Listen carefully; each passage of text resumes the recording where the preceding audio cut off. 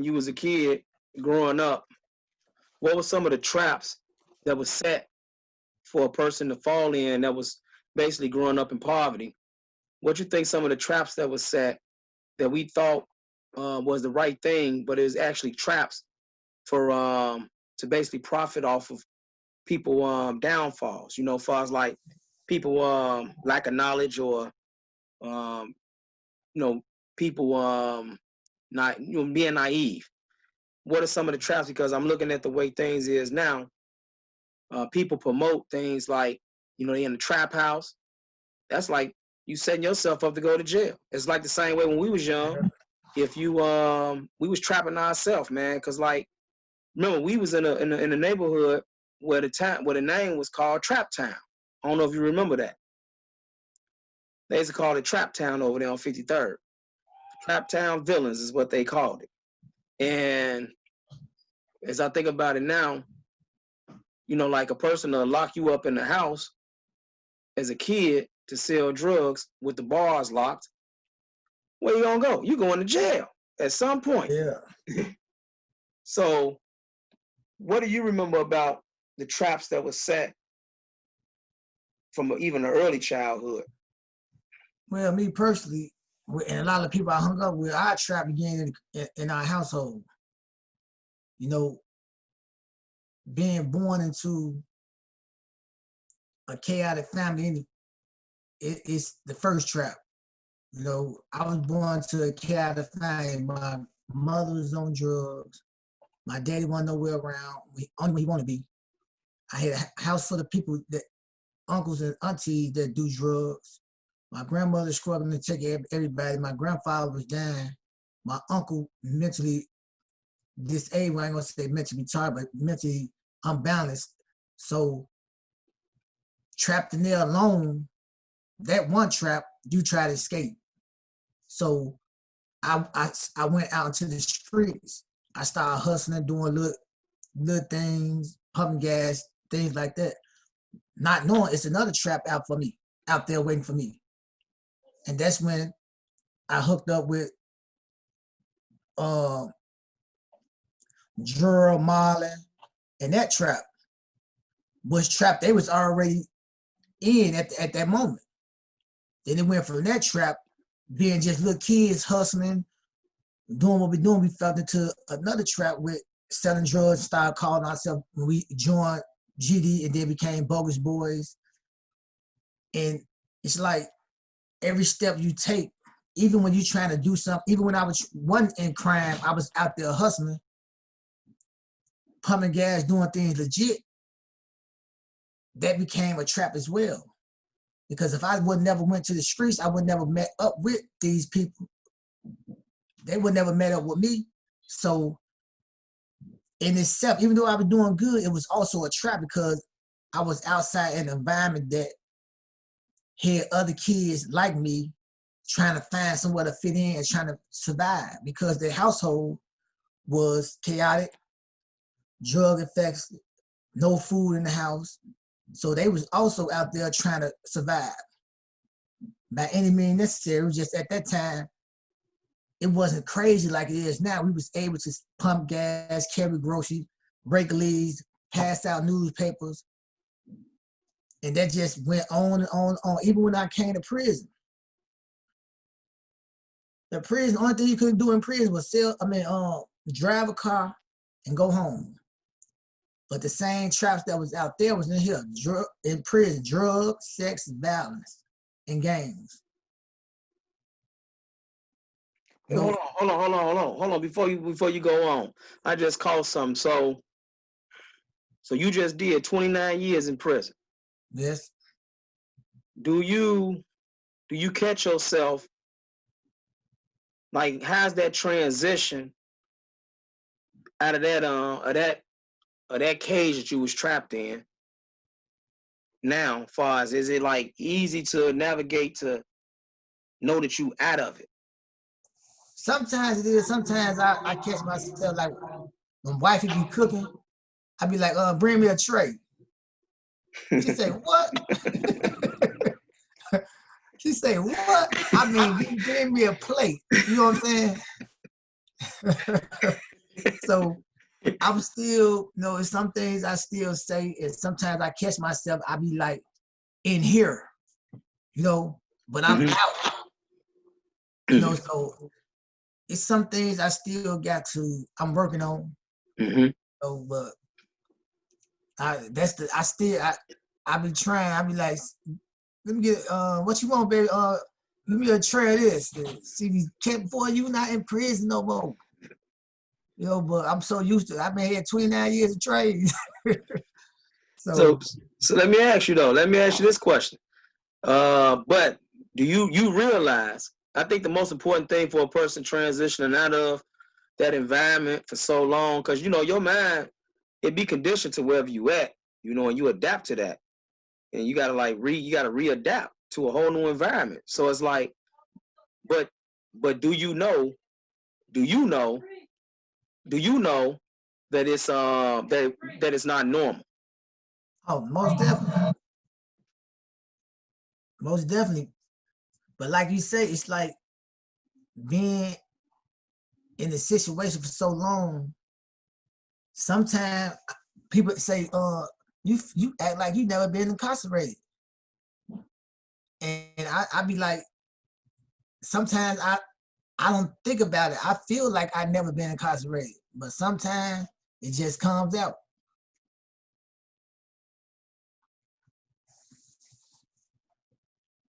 Mm-hmm. So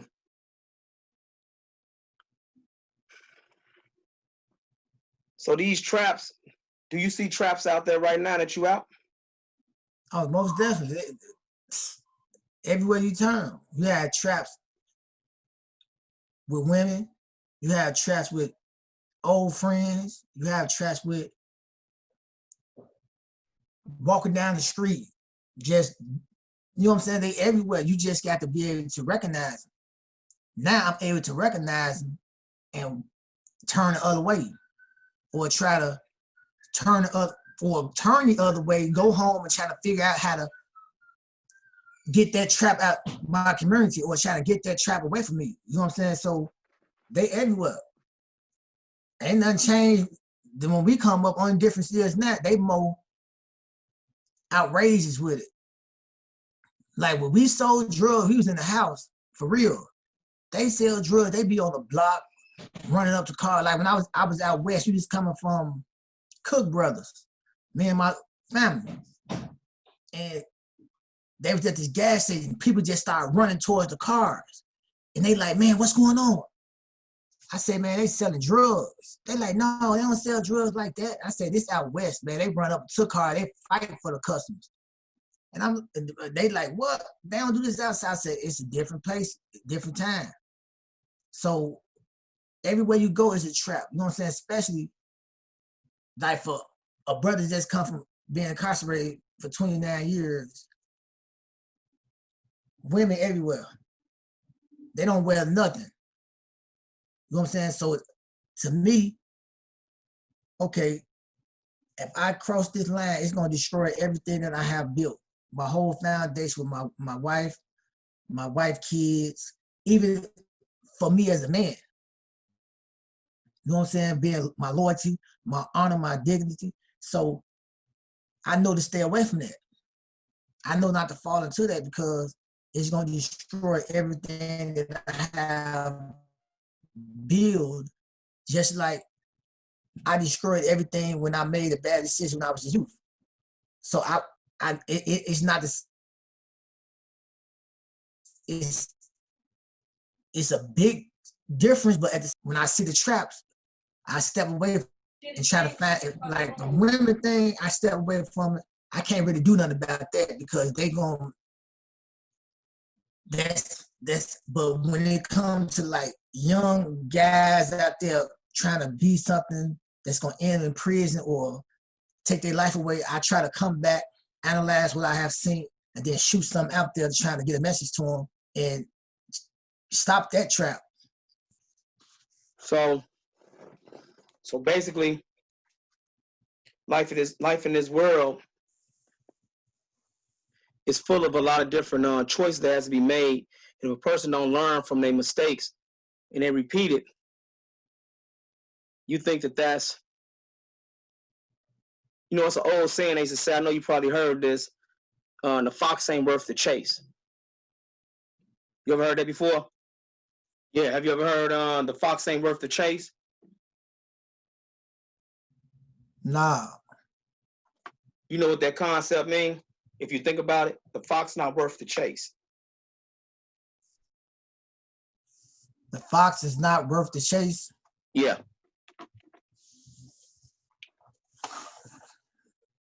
Now that's my first time hearing it. I ain't never heard it.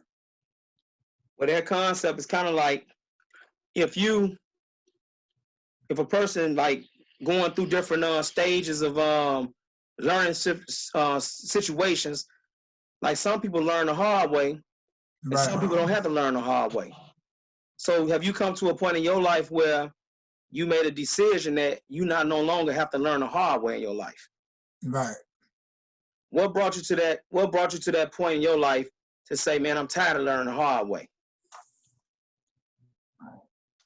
Cause it's not worth it. You know, first first thing, honestly, I started loving myself because I could say I love myself, but when I playing Russian roulette with my life, I don't love myself. So first I had to start loving myself and say, man, I'm better than this. I don't want to die like this. I don't want to continue to swear and so once I started loving myself, all my actions showed that. Then I was able to love other people by my actions and by my spirit. Because if I can't love myself, I don't care what happens to nobody. Let's do it. I lost so many brothers good time in prison because they loved me so much. And I had life and they had out days that they rolled with me. And some of them I talk to right now, that's out. I talked to one today. He was like, man, we was wilding, man. You know, I said, man, I'm sorry. He's like, well, I said, man, because you could have been home.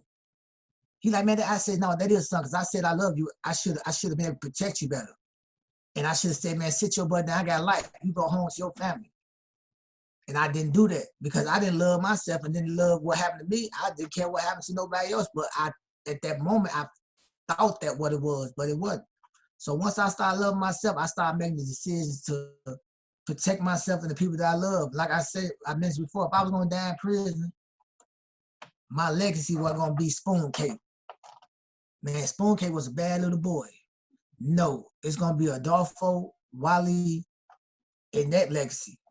You know, so I had the reality, I started loving myself. And I wrote this poem, this out my book. It's called Never Had a Chance. Since birth, my heart ached. Came up having to take care of myself. No father and mother, but only in the physical form. Her mind was gone. Them drugs was her kids. Loved them more than she loved her real kids. So my soul bled from the pain that's inside. Sick of crying, so I dried my eyes and hit the streets. Doing what I had to do to eat. Hooked up with others just like me. Nothing at home but pain and misery. We became like brothers, only from different crack mothers. We started slanging and banging. Criminal activity became our way. We did what we felt we had to do to eat. Kept clothes on our backs and shoes on our feet. We had to be men. As I look back on my life, I see that I never had a chance. I wrote that when I was in, I think I was in IYC Joliet. So that's a long long time ago you wrote that. Yeah. Wow. Wow. Wow. Hold on. I want to go back to that in a whole new realm. You know, like I'm learning, like, I don't know if you had to experience these things yet, but I never knew how to respond to people. Like I never knew how to respond to people without without instituting violence in the past. And so it's kind of like when you change your life and you on the streets, you face violence all the time.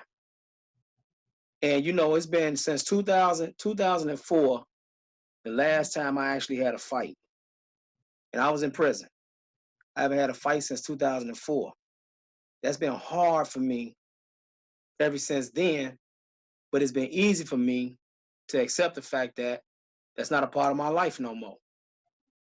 Have you reached points in your life where you have to accept the fact that certain things about you is going to be different and everybody ain't going to be able to understand it, but yeah, you're going to have to face certain things like everybody got to face them?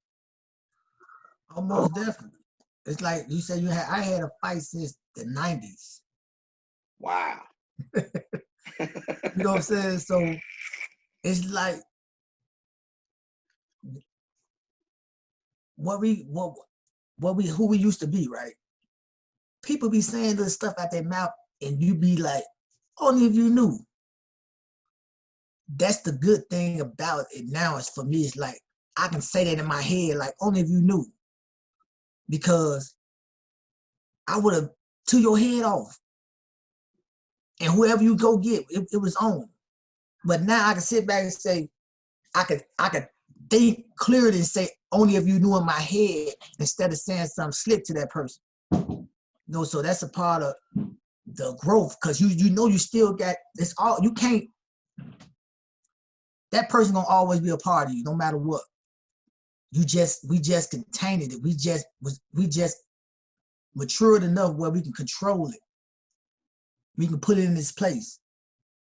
At that age, we couldn't put it in its place because it was too much for us.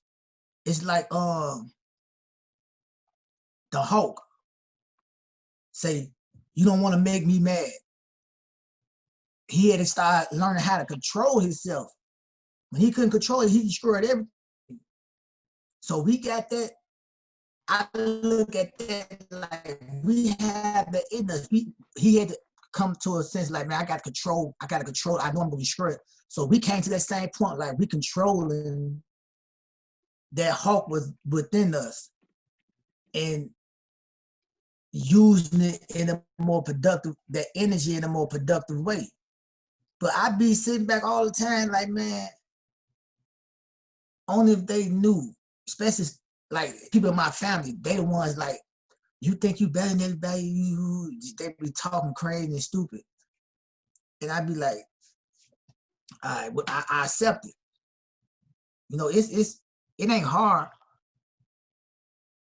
but I'm grateful I'm the person I am now because I don't want to destroy nothing else. You know, so, but it ain't never hard for me no more. But it used to be. When I get these little encounters with stuff like that, I be happy when I come out on the other side. Like my whole thing is like, as long as you don't put your hands on me, man, God bless you. You know, I can control everything in life except when you put you body try to touch me physically. But it's no challenge to me. But I faced it. You want kids? Yeah, I got a daughter and 2 grandkids. Oh, well, you got grandkids. Yeah, you know, that's why I said in prison, all you couldn't do was drive a car and go home. Wow. How did it make you? I'm sorry, go ahead. No, I said I was blessed to have a child while I was incarcerated. What if, did you think about like, what if you weren't gonna never get out? Yeah, that's why I said if I don't ever get out, I want my legacy to be more the spoon cake from 55th. Wow. You know what I'm saying? So when I say I started loving myself and I started doing the thing, like when I was younger, you probably felt this way too. When we did stuff, we always, something in us like, man, I shouldn't be doing this. sometimes I felt bad about doing stuff, but I did it anyway. You know what I'm saying? So now I'm just being that person that was having them feelings at that time that didn't understand that that was how I was supposed to feel. So now I'm embracing that I'm not weak. I'm just a man. I'm not weak. I just understand humanity is better than what I did when I was a kid. You know what I'm saying? I'm not a sissy because I cry. I'm crying because I might not feel their pain, but I understand what they're going through. You know what I'm saying? I don't the misunderstanding of what you told me what it was, so I ran away from it. Now I'm embracing it. So I'm embracing everything that I was running from when I was a child. So I feel great. I love when I cry. You know what I'm saying? Because it I don't have it. You know, I love when I can understand, see someone else crying and going through something that I can feel that. You know, so I'm just embracing who I always been, but who I was running from. And a lot of kids right now do that. They running from who they hear them same voices, but they run from because we taught them that was being weak, that was being sissy. Come on, your mama beating you to death with a belt, and she say, "Stop crying, you being a sissy." Come on, be for real. So this stuff was embedded in our head, so we thought this. But that legacy, I never want to be my legacy when I'm not here. So I had to change that. So I said, if I'm on down prison, I'm going to be the best person that I can be. I'm gonna make a difference somehow, some way. That's when I started writing my book. Well, I always wrote poems, but I started putting them in the book. I started mentoring kids, and I didn't want to die in prison. Be honest, I didn't want to die in prison, but I knew that was a possibility.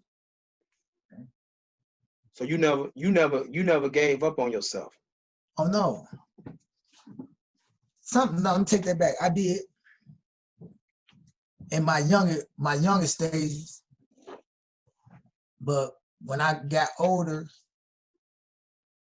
I started, man, it's a lot to live for, even if I'm in here. Well, you see, I just said, even if I'm here, even if I was in prison, if I was gonna spend the rest of my life in prison, I knew that it was something there that I was there for a reason. Because many people I know came along and ain't here no more. But I'm still here after everything I've been through. I'm still here, so it's a reason I'm here. Every morning I wake up, it's God saying, "Look, go to work, make it happen." So that's what I do. I get up and go to work and make it happen. And if I was in prison, when I was in prison, I was doing the same thing, getting up and making it happen. You know, the crazy part about it is, if a person never be able to see a person change or grow out of something, you know, you will never know the whole story. So, you know, I used to always check on you, man. Even though, I only knew you for probably a couple of years. And I didn't know you. I was trying to get to know you because there was something about your character that I was attracted to try to get to know. It was something about you, man. And but I know one thing, your lifestyle at that time, it was way more reckless than mine. I was reckless. For people that know me, you know, they felt I was reckless, but I knew you, and you was way more reckless on a whole nother level. And the thought that I had was that you was just a heartless individual. And I would check up on you, and that picture will always be in my mind. Spoon Cake is radical. And basically the streets is happy he gone. That type of thought. you know, because a lot of people was afraid of you and they didn't understand that you had the ability to one day be different. And so one time I talked to this guy. No, when I found out, when I asked about you in 1998. That's when I met Phil. Phil dead now. And Right. Philip Harris. Phil Harris. And Phil, you know, Phil was a different type of guy, man. You know, he was real intelligent, real smooth, laid back. And you know, I used to talk to him all the time. And he was telling me about you, because that's the only way I was ever gonna get to know like how you was growing up and stuff like that, was through people that ran into you.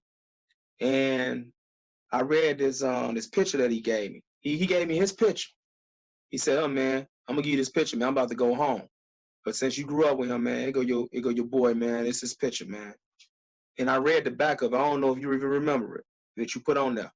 You had said to Phil, you know, you said some words to Phil, and it was kind of intriguing to me to see how you was thinking.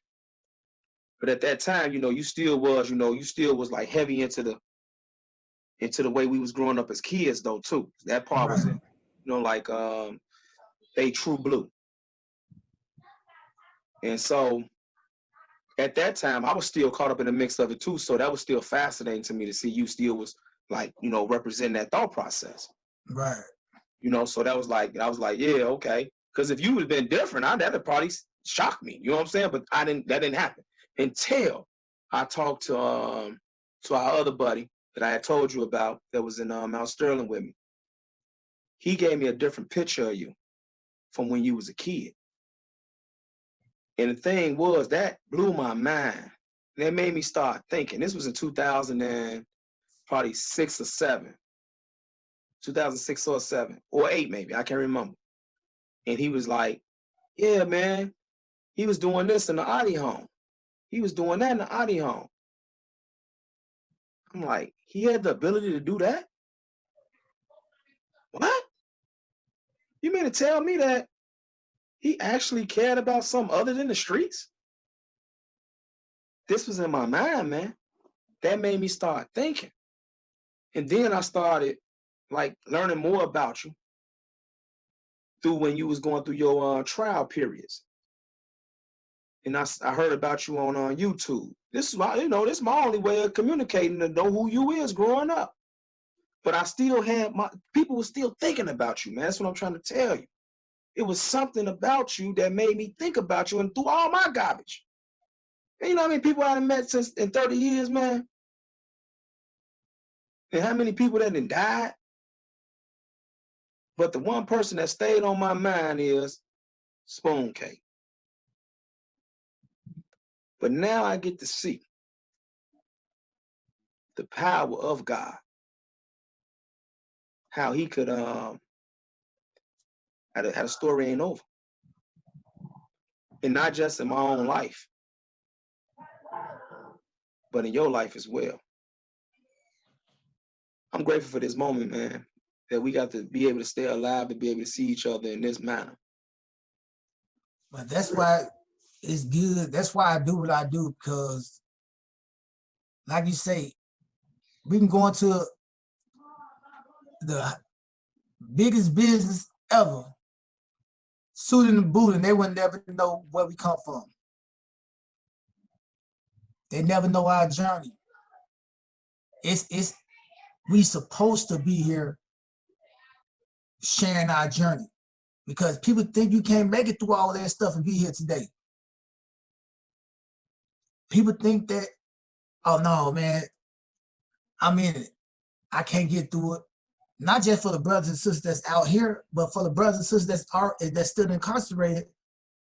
We show them that you can make it through this. Every time you wake up in the morning, you got a decision. What you gonna do with your life? One dude told me, man, that helped me start thinking too. I was in prison. I just smoked weed, but I smoked it to go to sleep. And I let's go to sleep. And I woke up one day, myself like, hey man, I said, what's up? He said, when you wake up, you're gonna still have that life sentence. So ain't no sleeping away that life sentence. So get up and do something with your life. I said, you know what, you're right.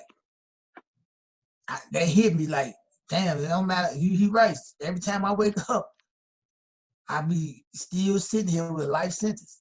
And that's where I started like, you know what? I can't do this. I started getting up doing things, being active. And people right now with different things. Once you get down from that high, them popping them pills and the drug, you're gonna still be in the same situation that you in. So it's time to wake up and start making different decisions. No matter how many blunts you smoke, how many pills you pop, how much alcohol you drink, even how many people you want to shoot. When all that said and done, you're gonna still right there where you was. And that's why I think we come in that's like, man, look, we was right there. Look at us now. It can be done. And the crazy part about we come from out of prison and did it. You ain't never been to prison, so you got a better opportunity than us. You know what I'm saying? You, especially if you ain't got no strikes against you, you in a better position than we was.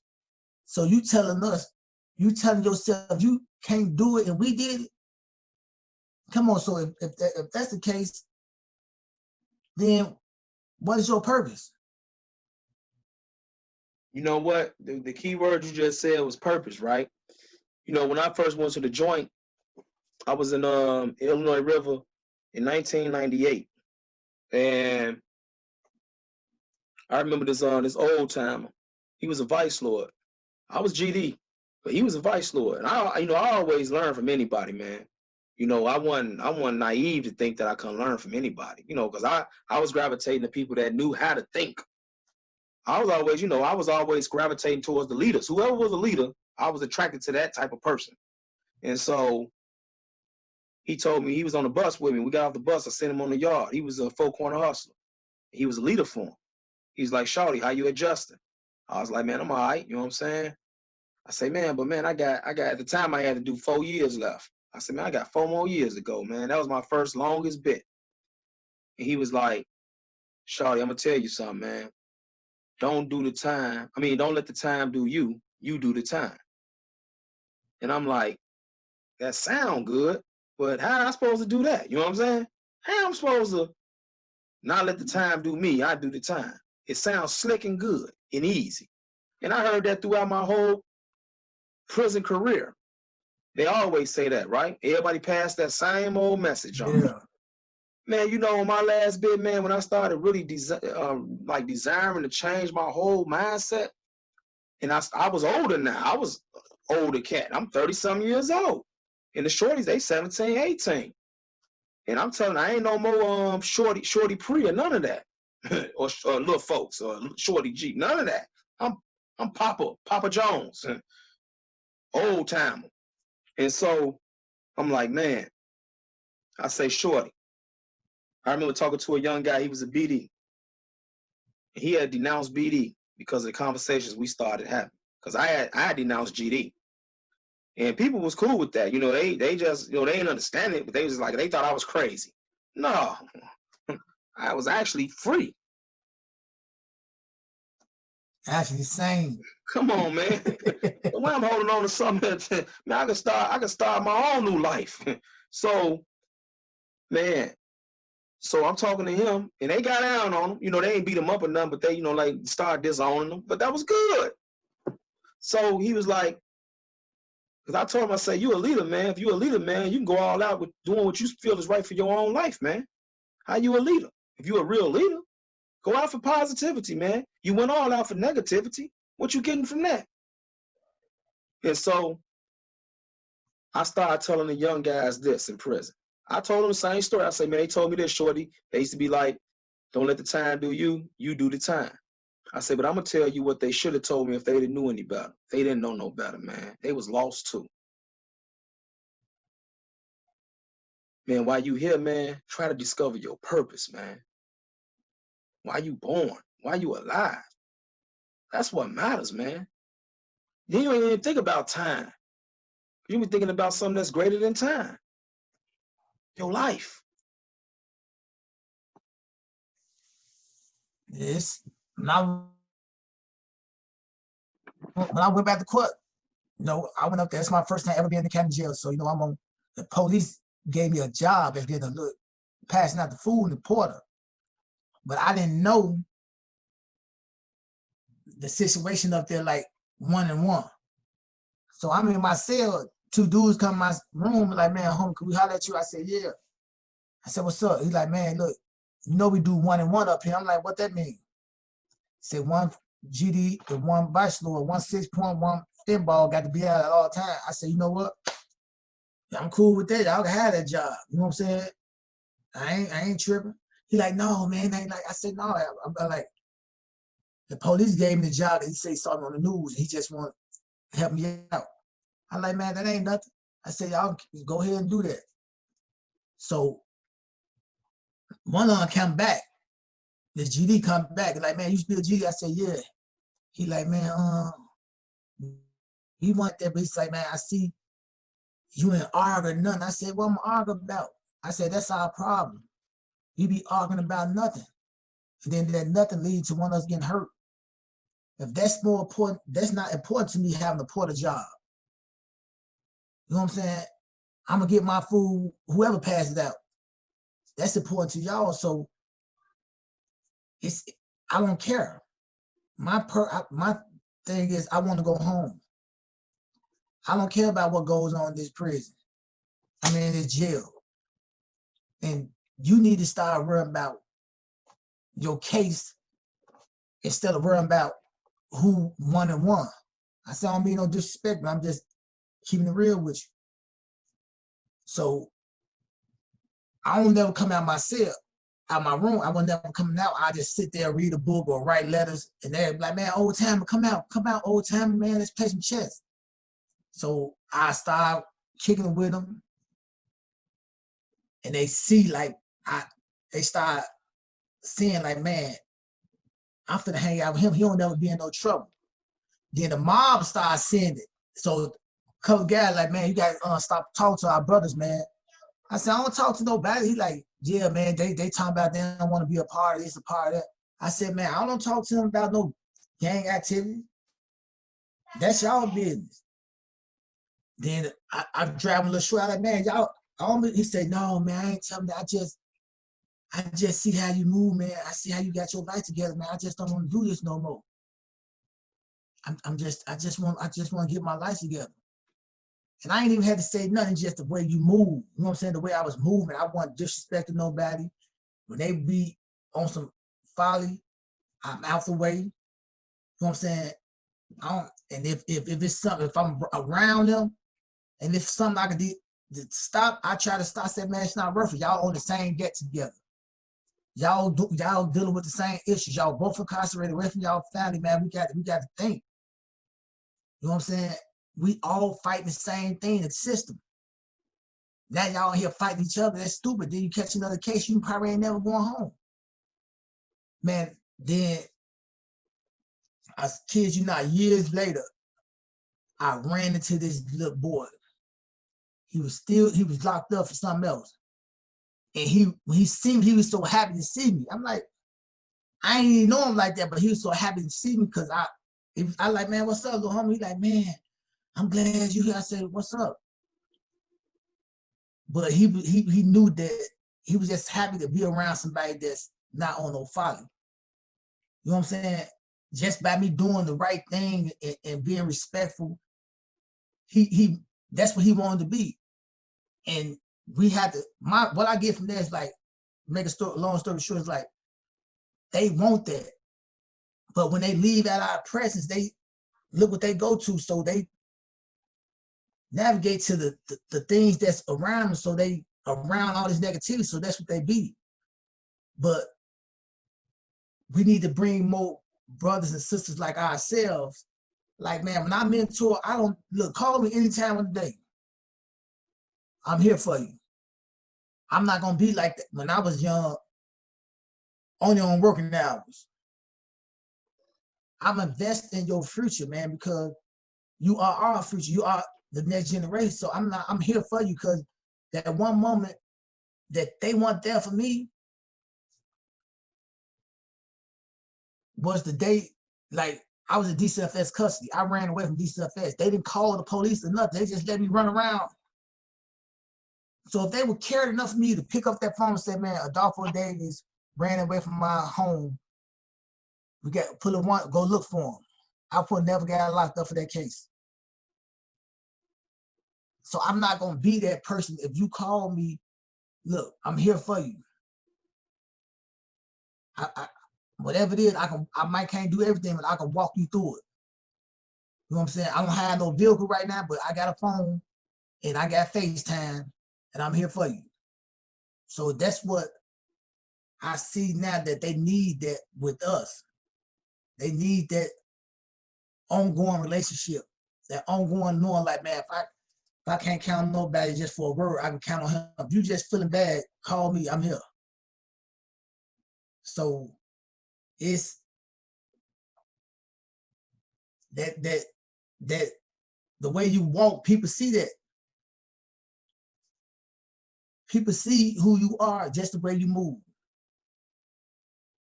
When them people was talking to you in prison, they saw that you weren't who you was, and they respected you because they see that you was for real. Some guys like, man, I ain't on that just because they didn't want to do no prison stuff. As soon as they get out, they was back to gang banging. But when you said, man, this is what I'm on, they think that. That's why they ain't bothered. They sink your spirit. They're like, man, that he for real. Yeah, I got to a point where, I don't know if this happened to you, but it got to a point with me where I didn't belong in prison no more. They looked at me like, man, you don't belong. Like, don't nobody want me there. Police don't want me there, or the inmates. It was like, man, you ain't no criminal. You don't belong here, man. No, you matter of fact, stay out, because you crapping our style up in here, man. Man, I wasn't doing nothing no more. I wasn't, man. Look, a guy ran into me. This was my final testing now. This was my last 2 months. And the guy came in on the new that was locked up with me in 97 in the county when I was GD crazy. And that's all he knew. And he seen me in the joint the same way. And he was like, Pre-G. He was like excited, like, oh, I done ran back into one of my old buddies. Pre-G. I looked at him, man. I said, that's not me no more. His eyes lit up like, what? And then when I came back through, but that made me think. When I left that chow hall, I went back on the deck and I was like, man, I just faced my past, man. Because everybody else, they weren't calling me there because they already knew that I wasn't even hooked up no more. He didn't know that. He remembered me from 97. So I came back through. I was thinking like, man, how am I gonna talk to this guy when that's all he remembered me by? And then I said, I'm gonna just be honest with him, just tell him the truth. Why I'm like the way I am, no matter how he take it. So I said to him, he was doing the Kool-Aid, right? I was like, what's up, man? How you been? He's like, I'm good, man. I said, yeah, man, my name ain't Pre-G no more, man. I'm Caprice, man. I'm through with all that, man. That's over with. He was like, what? I was like, yeah, it's over with. And I faced one of my biggest fears, which was, how would somebody look at me if I was to let it go? You see what I'm saying? But it wasn't about how they looked at me no more. It was how I seen myself to want to be. And whatever came with it, that's what came with it. I was willing to die to live. And so those was that, and then it become more easier. Now here's a whole different animal, right? So I had different guys, and they ain't never been to jail. And they knew me from my past. I had to tell them the same thing, no matter what they said or how they took it. And the only thing that happened, I'm gonna tell you what happened. They all stayed away from me, man. Because we didn't mix. We didn't fit in. I didn't fit in. Some people think I ain't fit in prison. Some people think people be playing when they decide to change their life. They try to think it's a joke. But right now, I don't deal with I talk to them on Facebook and that's it. But I don't deal with nobody in my past. I deal with my co-workers. I come home and enjoy my life with my family. And if you ain't known boy, nothing productive. We don't got nothing to talk about.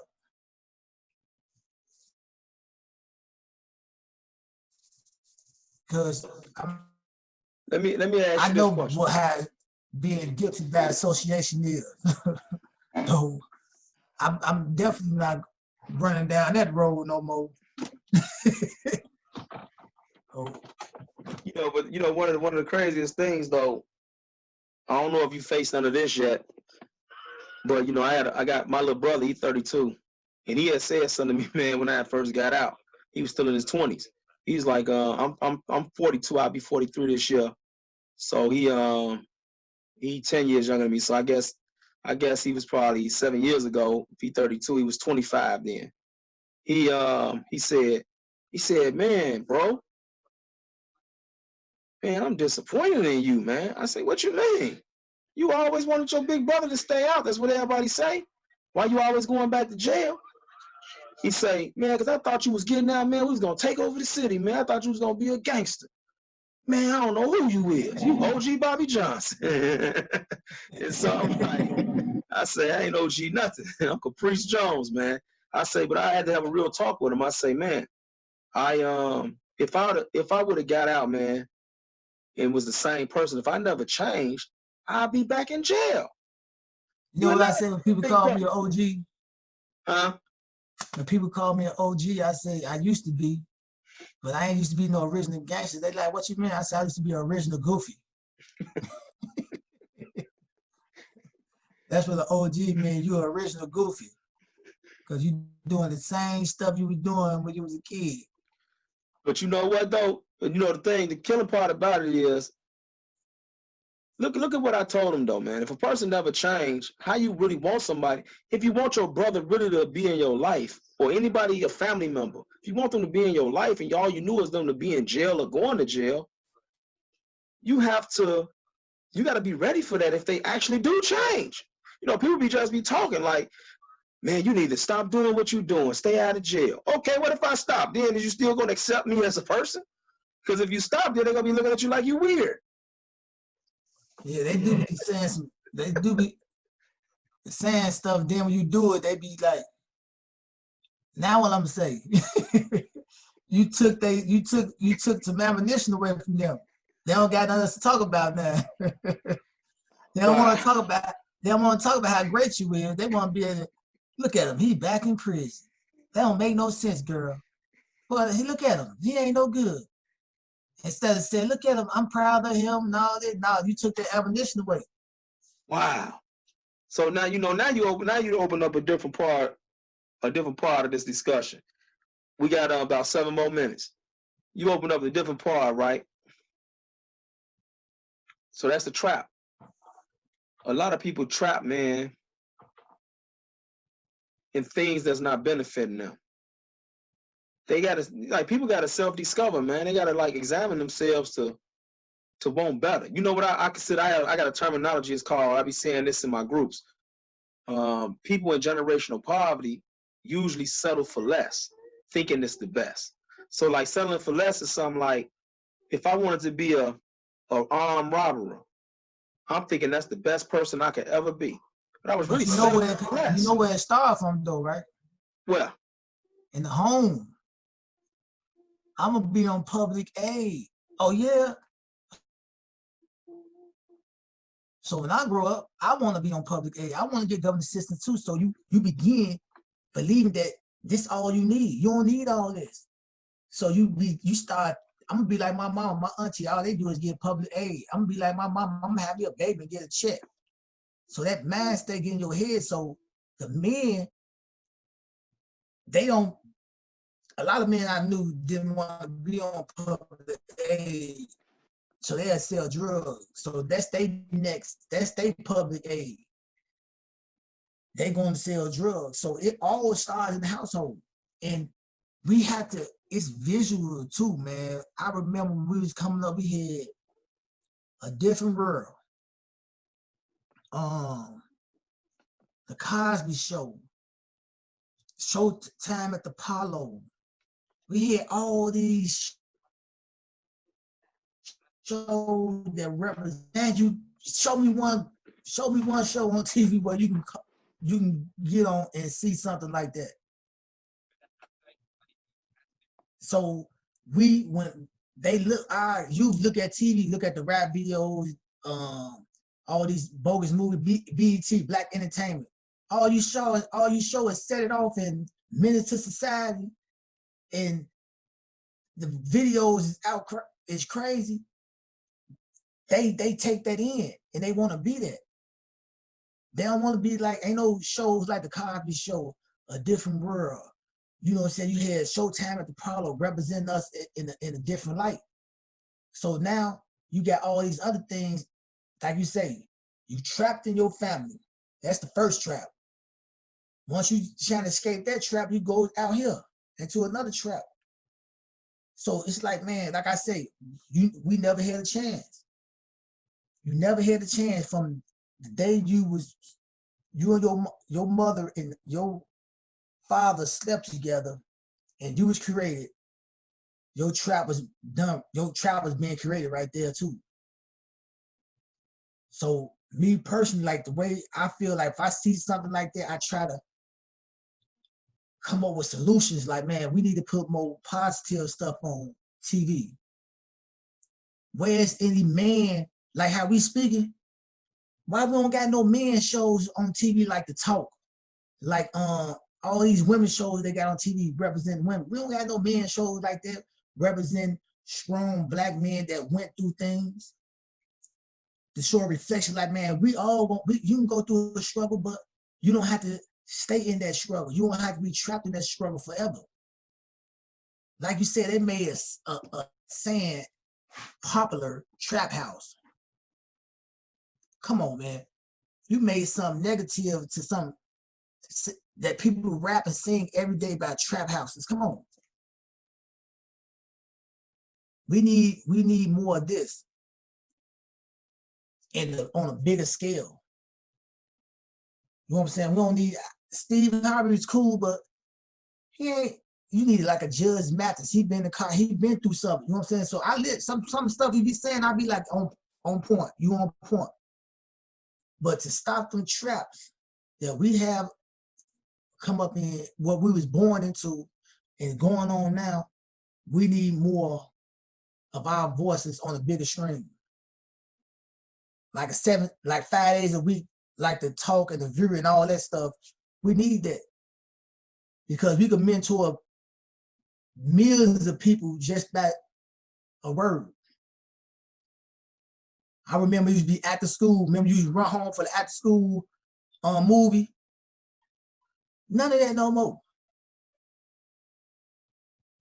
None of that. So until we change not just the system, criminal system, but also change the way what we put in our little kids all day on their phone. Until we change the way we allow what go into our kids' ears and what they see, that trap won't always be there. Because all that's a trap. This right here is a trap. If you don't know what you're doing, this phone is a trap. Because there's so much negative stuff on there, and most people own negative stuff. Like in Chicago right now, it's the message against the blacks, right?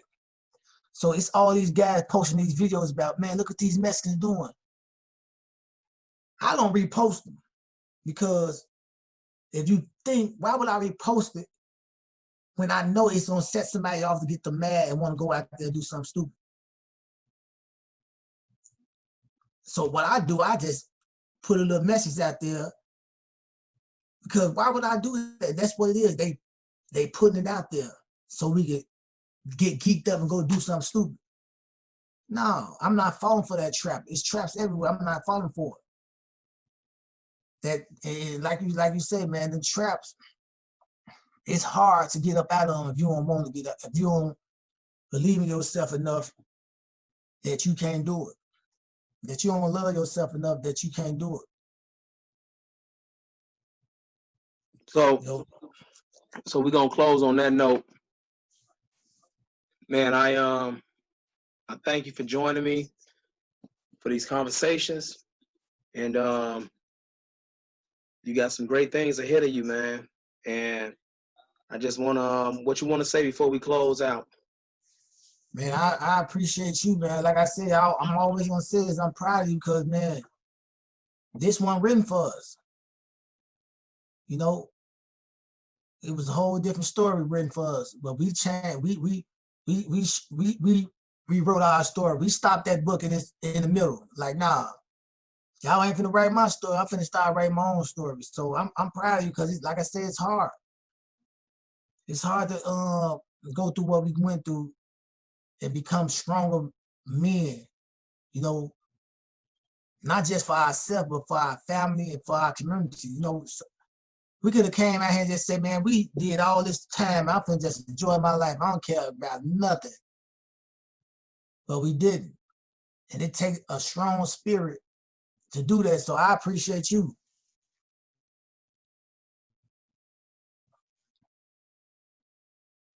Well, on that note, we got to change the world, man.